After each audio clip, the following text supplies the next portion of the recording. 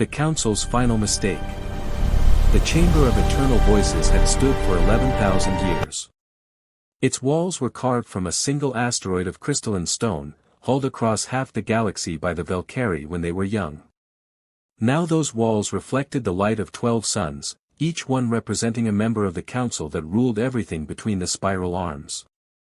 Today, those walls would witness the beginning of the end. High Chancellor Vorith of the Valkyrie stood at the center podium, his 4 eyes scanning the chamber with the confidence of a being who had never known defeat. Around him, the other council members waited in their designated alcoves, some floating in nutrient tanks, others perched on seats designed for bodies humanity had never imagined. They were old. Ancient, some of them. Their civilizations had conquered stars when Earth was still covered in ice. The human delegation has arrived, Vorith announced, his voice carried through the chamber by technology that made sound travel perfectly to every ear, sensor, and consciousness present. Let them enter. The great doors opened with a sound like distant thunder. 3 humans walked into the chamber. Just 3. No guards, no weapons visible, no show of force. They wore simple dark uniforms with a small blue and green emblem on their shoulders, Earth, though none of the council members recognized it as such. The one in front was a woman with gray-streaked hair pulled back tight. Her face was calm, her stride even. She looked around the chamber with the expression of someone visiting a museum, not standing trial before the 12 most powerful civilizations in known space. Behind her walked 2 others, a man and a woman, both younger, both equally calm. Vorith felt the first whisper of something unusual. Most species trembled when they entered this chamber. Most sent their finest warriors or their most decorated diplomats, surrounded by ceremony and desperate pride. These humans looked like they were attending a routine meeting. "I am High Chancellor Vorith," he said, amplifying his voice until it resonated through the stone. "You stand before the Galactic Council of 12, the sovereigns of this galaxy, the inheritors of 1,000 conquered worlds. You will identify yourself." The woman in front stopped at the designated spot, marked by a circle of light on the floor. She did not bow. She did not kneel. She looked up at Vorith with dark, steady eyes. "Admiral Lyra Way, commanding officer of the Sol Defense Fleet. I represent the United Government of Earth and its colonial territories." Her voice was quiet. Controlled. It carried through the chamber without any technological assistance. Vorith leaned forward. "Your species has expanded beyond your home system without council approval. You have established colonies on 17 worlds that fall within regulated sectors. You have ignored 4 separate warnings to cease your expansion. Do you deny these facts?" "No," Wei said simply. A murmur went through the chamber. The Srathi delegate, a being of living crystal whose thoughts created visible light patterns, pulsed with colors that translated to amusement. The Korvax Dominion representative, all tentacles and beak, made a chittering sound that their translation device rendered as laughter. Vorith felt his confidence return. Good. At least the humans understood their situation. "Then you understand," Vorith continued, "that the Council has decided your punishment. Your colonies will be dissolved. Your population will be relocated to a designated reservation world. Your ships will be decommissioned. Your species will be placed under Council supervision for a minimum of 500 standard years. This is mercy. We could erase you. We have done so before, to species far older than yours." Wei stood silent for a long moment. Then she spoke, her voice still quiet, still controlled. "No." The word hung in the air like something physical. Vorith felt all 4 of his eyes narrow. "Explain yourself." "Humanity declines the Council's demands," Wei said. "We will not abandon our colonies. We will not surrender our sovereignty. We will not submit to Council authority." The chamber erupted. Council members shouted in a dozen languages, their translation devices struggling to keep up. The Draker Imperium representative, a massive creature of scales and fire breath, roared loud enough to shake dust from the ancient walls. Vorith raised one hand, and silence fell again, instant and absolute. "You are 400 years into space travel," Vorith said, his voice cold now, stripped of diplomatic pretense. "You have 1,900 warships. We have counted them. The Valkyrie fleet alone numbers 700,000. The combined might of the Council is 4 million vessels, each one designed by civilizations that mastered warfare before your world had learned to make fire. You stand before us, 3 humans in a room of gods, and you say no." Wei's expression did not change. If anything, she looked almost sad. "Yes," she said. "We say no." Vorith stared at her. He had lived for 900 years. He had overseen the subjugation of 43 species. He had watched civilizations kneel, beg, offer everything they had for the chance to survive. Never, in all those centuries, had he seen anything like the calm in this human woman's eyes. "Then you choose extinction," Vorith said quietly. "We choose to defend ourselves," Wei replied. Vorith turned to address the full council. "Let the vote be cast. All in favor of total war against the human species." 12 lights appeared above the council seats. 12 affirmative votes. Unanimous. Wei nodded slowly, as if she had expected nothing else. "Then we're done here." She turned and walked toward the exit, her 2 companions following. She did not run. She did not look back. She simply left, as calm as when she had entered. Vorith watched them go, and for the first time in his long life, he felt something he did not recognize. Much later, he would understand it had been fear. The silence before the storm. The Council's war fleet assembled at the gathering point, a region of empty space 300 light-years from Sol. It took 47 days for all 4 million ships to arrive. It was the largest military force ever assembled in galactic history. Commander Zek of the Valkyrie Third Armada stood on the bridge of the Eternal Judgment, watching through the viewport as vessels continued to materialize from hyperspace jumps. Dreadnoughts the size of small moons. Carrier groups that blotted out the stars. Weapon platforms that could crack planets.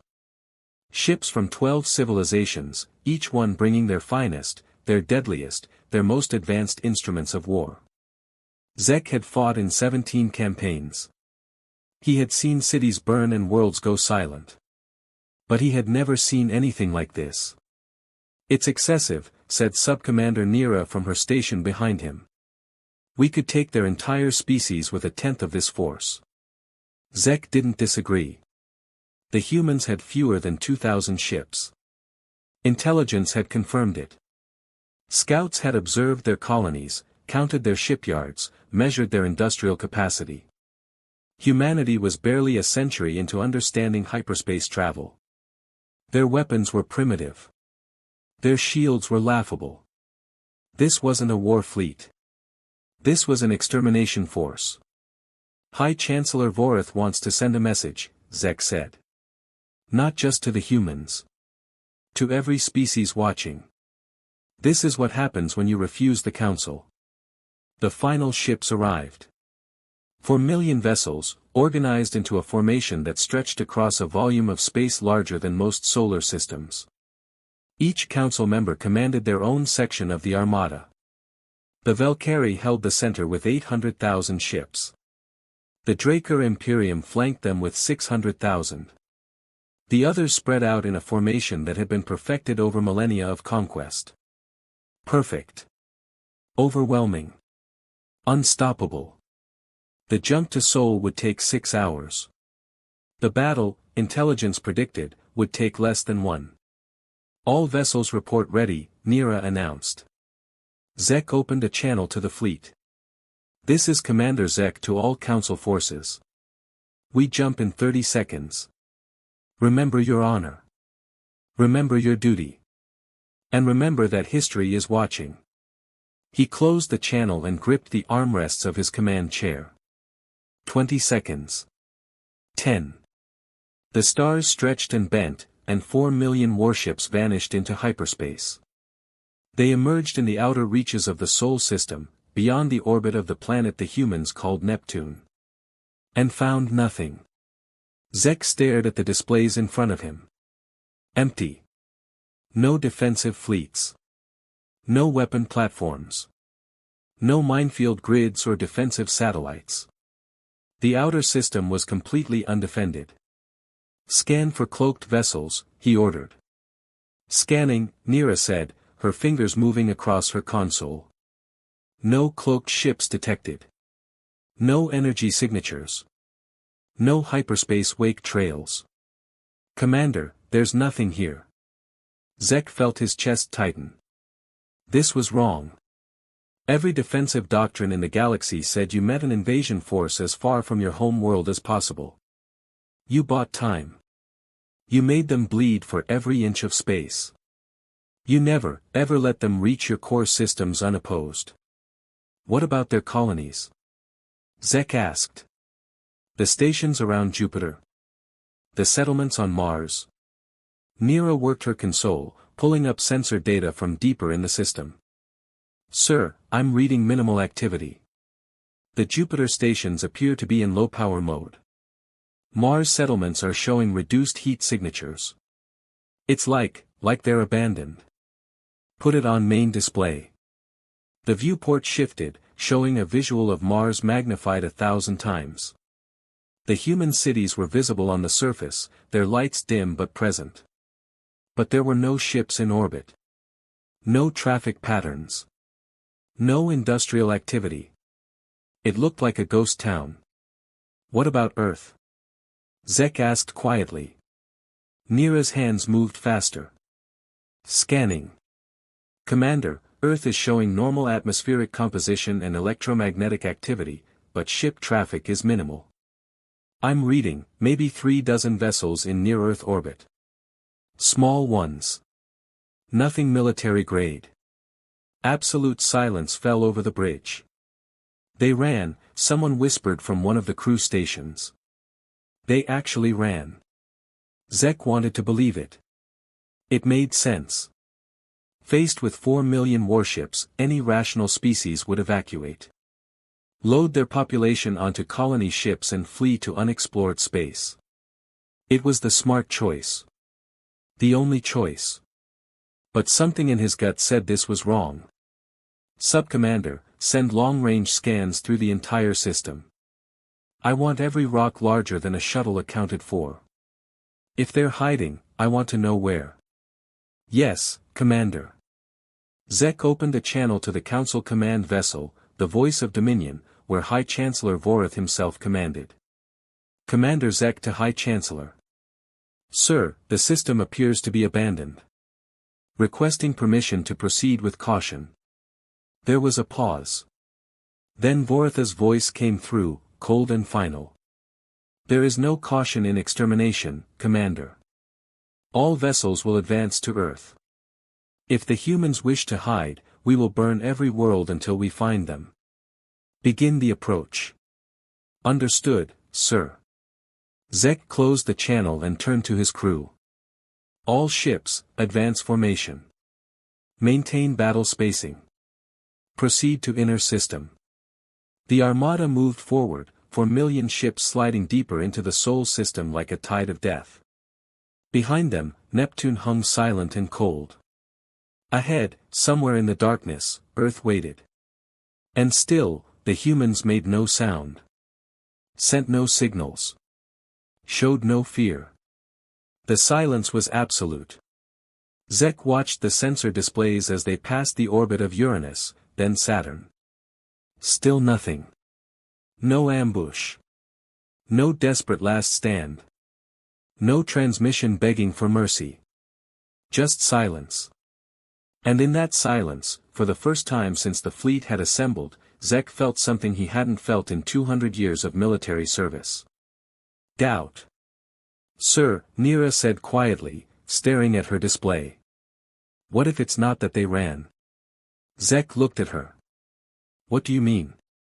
She met his eyes. What if they're not hiding because they're afraid? What if they're hiding because they're waiting? Zek wanted to dismiss it. Wanted to laugh. But the words settled in his chest like ice. The fleet advanced deeper into the system. And the silence grew heavier with every passing moment.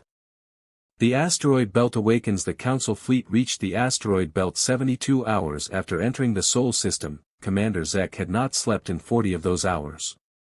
He stood on the bridge of the Eternal Judgment, watching the main display as millions of asteroids drifted through the darkness ahead. Some were small, barely larger than a shuttle. Others were the size of cities, tumbling slowly through space in orbits that had remained unchanged for billions of years. The fleet had to slow down.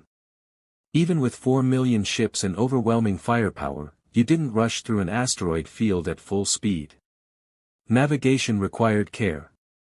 Plotting required time. The humans had to know this. Anyone with basic tactical knowledge knew this, which meant if the humans were going to make a stand, it would be here. Full sensor sweep, Zek ordered. I want every asteroid scanned. Look for power signatures, metal deposits that don't match natural composition, anything that seems wrong. Scanning now, Nira replied, her console lighting up with data streams. The fleet began to spread out, ships moving into formation that would allow them to navigate the belt while maintaining defensive cohesion. Zek watched the tactical display as vessel positions updated in real time. 800,000 Valkyrie ships forming the vanguard. 600,000 Draker vessels on the flanks.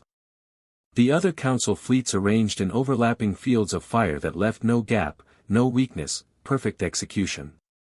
Exactly as they had practiced for thousands of years.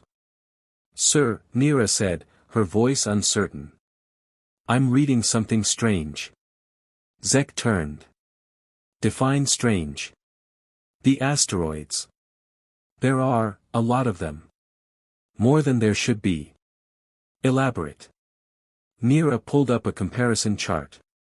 According to our pre-invasion intelligence, this belt contains approximately 1.9 million objects larger than 1 kilometer. Current count is 2.3 million. That's 400,000 extra asteroids. Zek felt his skin prickle. Check for scanning errors. Already did. Sir, the count is accurate. There are 400,000 objects in this belt that weren't here 6 months ago. The bridge went silent. Zek stared at the display, at the countless rocks drifting through the darkness. 400,000 new asteroids. Except asteroids didn't just appear. They didn't migrate. They didn't move into a belt from somewhere else, unless they weren't asteroids at all. Sound alert status, Zek said quietly. All ships, weapons hot. Shields to maximum. Sir. Nira looked at him. Do it. Now. The alert went out across the fleet. 4 million ships raised their shields in unison, the combined energy output bright enough to illuminate the asteroid field like a second sun. For a moment, nothing happened, then, one by one, the asteroids began to move. It started small. A rock the size of a building rotated on an axis that wasn't natural. Another one accelerated slightly, breaking its ancient orbit. Then another. And another. Zek watched in growing horror as hundreds, then thousands, then hundreds of thousands of asteroids shifted position. Sir, Nira whispered. Those aren't asteroids. The first one opened, the rock split down the middle like a flower blooming, revealing metal beneath. Gun batteries extended from hidden compartments. Missile tubes rose from concealed housings. Shield generators flickered to life, protecting the platform that had been disguised as lifeless stone. Then the next one opened. And the next, all around the fleet, across a volume of space hundreds of millions of kilometers wide, 400,000 asteroids shed their camouflage and revealed themselves for what they truly were, weapons platforms. Defense stations. Hidden fortresses that humanity had built in secret, disguised as cosmic debris, waiting for exactly this moment. Evasive action. Zek shouted. All ships, scatter formation. Return fire. But the Council fleet was deep in the belt now, surrounded on all sides, packed into navigational channels with asteroids, real ones, blocking easy escape routes. The humans had led them into a kill box. The platforms opened fire. 400,000 weapon stations unleashed hell simultaneously. Missiles streaked through space in swarms that numbered in the millions. Energy beams cut through the darkness like surgical knives. Railgun rounds, accelerated to a fraction of light speed, punched through shields and hulls with equal ease. The first wave of Council ships died in seconds. Zek gripped his command chair as the eternal judgment shook from a near miss. On the tactical display, friendly vessel indicators began winking out. Dozens at first. Then hundreds. Then thousands. Return fire, he screamed. Target those platforms. The Council fleet responded with the fury of 12 civilizations. Energy weapons lit up the asteroid belt like a storm of stars. Missiles crossed the void in both directions, creating a web of death that filled the space between worlds. Human platforms died. Dozens of them shattered under concentrated fire, their metal corpses tumbling into the void, but for every platform destroyed, 10 Council ships died. The humans had built these defenses over years, maybe decades. They knew every angle, every firing solution, every weak point in the asteroid field. Their platforms moved in coordination that spoke of central control, of planning, of preparation that went far beyond anything Zek had imagined. Casualties, he demanded. 17,000 ships destroyed, Nira reported, her voice shaking. 32,000 damaged. Sir, we're losing vessels faster than we can count them. 17,000. In less than 5 minutes of combat, the humans had destroyed 17,000 warships. Zek opened a channel to the voice of Dominion. Commander Zek to High Chancellor. We need to withdraw and regroup. These defenses are, we do not withdraw. Voritha's voice cut through, sharp as broken glass. We are 4 million strong. Push through. Overwhelm them with numbers. Sir, they're entrenched. They have defensive advantage. We need to, that is an order, Commander. The channel cut off. Zek wanted to scream. Wanted to grab Vorith through the communication link and shake sense into him. But orders were orders, and the Council did not tolerate disobedience. All ships, Zek said, his voice hollow. Continue advance. Maintain fire. Push through the belt. The fleet surged forward, and the slaughter intensified. And then, just as they began to break through the far side of the belt, just as Zek thought the worst might be over, Nira screamed. Sir! New contacts. Multiple hyperspace signatures. Where? Zek demanded. She looked up at him, her face pale. Everywhere. The tactical display exploded with new markers. Ships dropped out of hyperspace on all sides of the fleet. Not hundreds. Not thousands. Hundreds of thousands. Human warships, emerging from hiding places scattered throughout the outer system. From behind Jupiter's moons. From the shadow of Saturn's rings. From trajectories that had disguised them as comets, debris, anything but what they were. The humans hadn't fled. They had been waiting for the Council to commit fully, to push deep into the belt where maneuverability was limited and retreat was difficult. And now they sprung the trap. Vessel count. Zek whispered. Nira's hands shook as she read the data. 400,000 ships, sir. Maybe more. They're still coming. 400,000. The humans had told the Council they had 1,900 ships. They had lied. And the Council had believed them.